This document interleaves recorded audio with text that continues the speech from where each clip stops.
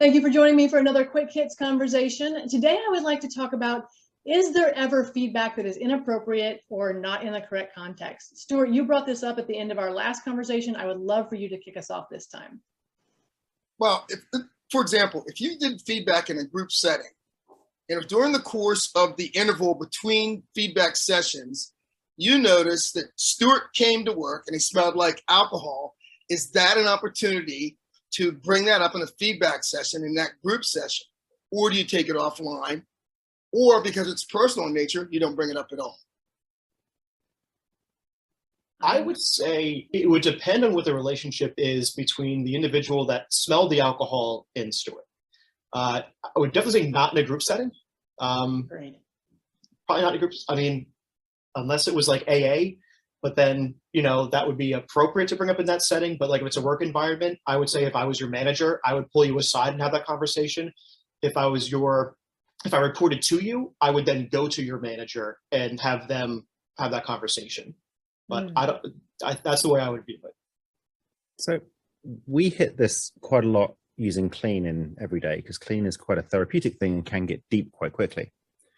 And the way to stay safe with it is to be aware of the contract that you might have with that person and the context you're in. So you might say to the person you smelled the alcohol with, you know, are you all right? You know, is there anything we need to talk about or something? And you're inviting a contract to talk about something a bit more personal. And then you might also change the context from being a group public setting to being a private setting. But you just have to be aware of, you know, the contract that you might have and the context, and tread carefully. There's nothing worse, going back to the clean thing, where it's like, well, let me clean question this. I'm going to go really deep into this particular thing. And like 3 questions in, you're into their sort of childhood trauma or the fact their marriage is breaking up, and you're doing that in the middle of the kitchen in the office. That's not appropriate. So I think it's just sensitivity. Yeah, I agree with that, that the idea that who you are to that person and what your relationship is with them and what they expect. So as a coach, when I have a client, we have a contract to go to those difficult places. Like, that is my job. That's what they're paying me to do. But if I'm working in an organization in more of a consulting role, it may not be my contract to do that with individuals. And I may invite them, to your point, Simon, to invite them to say, is this something you'd like to talk about? But you have to give people the space to say no. Now, that said, if you have an organization and you're the boss and you have an employee who shows up drunk, contract or not, you have to deal with that. Yeah, but then the context would come there as well. It'd be like, you take them aside and go. Generally, I mean, you know, again, you can do whatever you want. It's just some of them get good results and some don't. And taking somebody aside and talking to them about something sensitive is probably better than standing up in the middle of a meeting and going, I accuse you of being drunk, sir. And there's plenty of quotes from the British Parliament about that. I think it's important to understand that you have to get in front of it early, though, because one of the things that can ruin someone's career or life is the rumor mill. You know, so let's back up a minute. Get in front of it early. What do those words mean? What I mean is, I've actually been in work environments where someone has come to work and they're not drunk, but they smell like alcohol. Nobody says anything, but then they all start whispering to each other. Okay, that makes the situation even worse. Okay, so you've got 2 tasks there. You've got to nip the whispering and innuendo in the bud. You have to make the person aware of the fact this is the perception. Is there anything that you'd like to discuss with me offline that I need to be aware of? So how do you, as an individual, kind of test the temperature of the context and the contract you have with someone in the moment? How do you know? You just ask, is this something you'd like to talk about? Should we talk about it later? You know, it's something we can do, you know. I mean, again, there's power relationships, there's the environment you're in, there's what's the cultural expectation. You know, if you're in a safety critical situation, you smell alcohol in somebody's blood or somebody's breath, it's you know, safety is going to come first, and you're going to stop them getting in the big expensive machine. But if you're in an office environment, you know, that might be a gentle chat. And again, if it's in a group, there might be one individual in the office whose job it is to deal with that sensitively and quietly. I think one interesting question Stewart brings up is, the bitching or the rumors. What happens when feedback isn't possible, or people don't feel, and that's when it leaks and it gets corrosive and it's not addressed. And that's a really interesting challenge for me, in particular, as we will change work circumstances now. You want issues dealt with responsibly and upfront. And part of that is the communication fingerprint that you've created within your team. Like, what is acceptable, what's not acceptable. I know especially when I work with athletic teams at the college level, we really work really hard to where everyone on the team is responsible for not allowing drama to happen. They're not allowed to allow, how do I say that? I'm not speaking this well. They are not allowed to let someone else gossip to them.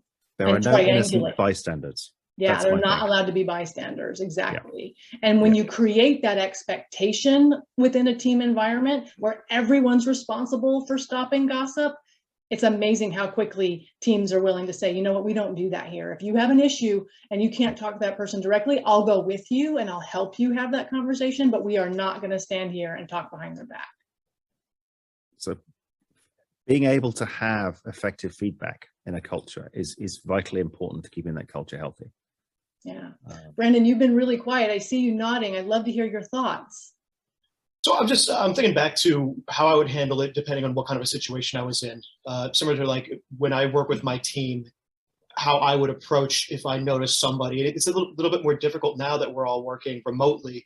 So there's not many opportunities for me to smell alcohol on somebody's breath.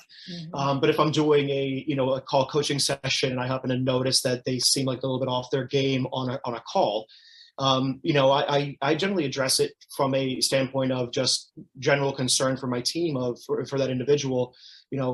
How are you? What's going on? I know we're working in this crazy situation right now, and I try to gently nudge them into opening up with me. But I'm thinking more along the lines of, how do you address these things now that we're in a culture, we're in a situation where we're not directly in front of each other?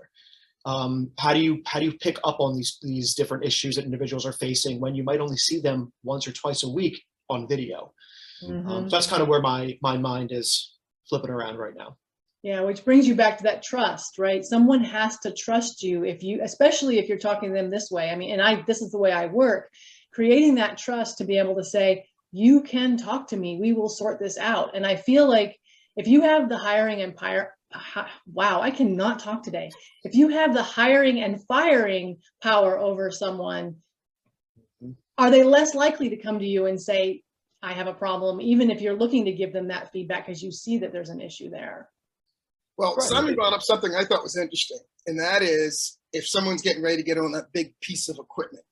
Now, I don't know about in the UK, but I know here, if you smell alcohol in someone's breath and they were an equipment operator, then automatically they would have to get tested, which would put their employment at risk at that point. In fact, the only way they could really get out of it is they would have to self-refer themselves on the spot to keep from losing their job. Yeah. So when you're talking about feedback, your response is different in that particular case. Yeah, and it has nothing to do with trust at that point. It has to do with safety, which is a whole different thing. Yeah. But back to the trust point in the last minute, how do you build that trust? I mean, I know how I do it, but how do you guys build trust via Zoom? So for me, I take the initiative of, I let myself be a little bit vulnerable in front of them, particularly this year, letting them know, like, yeah, moving across the country has been a challenge. Not knowing anyone here has been a challenge, and letting them know that I'm human as well. I have my emotions as well, and it helps to make it easier, helps bridge the gap for them to then cross that line and be a little bit more vulnerable with me. Yeah, being that safe space. And that, I think that being a safe space makes it easier to give that feedback that might be outside of whatever the norms are, and create that contract where someone's willing to hear you out or take feedback from you in a way that they might not otherwise. Yeah, so I think that's a really good place for us to end it. We are coming up on our 10 minutes. So thank you so much for having this conversation about feedback and when it's appropriate to give it or not. I appreciate digging into that with you, and I look forward to our next conversation.